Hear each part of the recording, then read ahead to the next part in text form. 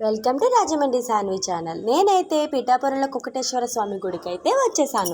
ఇక్కడ ముగ్గురు దేవతామూర్తులు దర్శనమిస్తున్నారని దర్శించుకుందామని వచ్చాను. ఒకటి కుక్కటేశ్వర స్వామి, ఆయన ఎదురుగుండా అమ్మవారు మనకి అద్దంలో దర్శనమిస్తారు, దర్శించుకోండి. రెండోది దత్తాత్రేయ స్వామి స్వయంభు, మనకి బయట మొక్కులు చెల్లించుకోవడానికి ముడుపు అన్నది అమ్ముతారు. అది 21 రూపాయలతో 21 ప్రదక్షిణతో స్వామివారిని మొక్కుకుని మనకి సంతానం కానీ, ఆరోగ్యం కానీ, కళ్యాణం కానీ, జాబ్ కానీ, కోరిన కోరికలు తీరిన తర్వాత అభిషేకం చేయించుకోవచ్చు, పూజ కూడా చేయించుకోవచ్చు.